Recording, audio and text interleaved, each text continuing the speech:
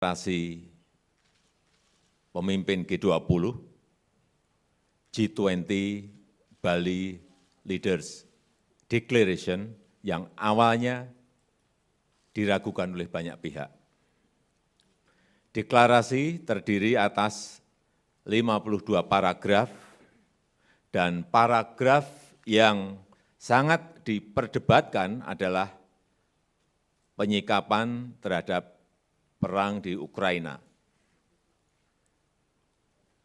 Diskusi mengenai hal ini berlangsung sangat-sangat alot sekali dan akhirnya para pemimpin G20 menyepakati isi deklarasi, yaitu condemnation perang di Ukraina karena telah melanggar batas wilayah, melanggar integritas wilayah. Perang ini telah mengakibatkan penderitaan masyarakat dan memperberat ekonomi global yang masih rapuh akibat pandemi yang menimbulkan risiko terhadap krisis pangan, krisis energi, dan potensi krisis finansial. Oleh karena itu, G20 membahas dampak perang terhadap kondisi perekonomian global. Dan beberapa hasil yang konkret telah dihasilkan.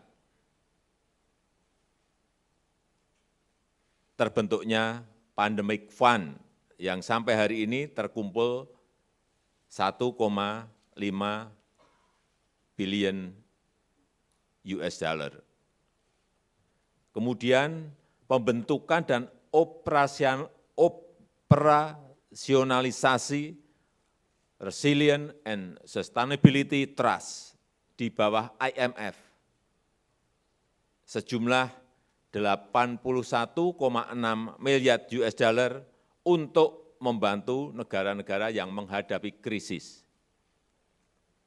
Kemudian juga Energy Transition Mechanism, khususnya untuk Indonesia, memperoleh komitmen dari Just Energy Transition Program sebesar 20 miliar US dollar. Komitmen bersama setidaknya 30% dari daratan dunia dan 30% lautan dunia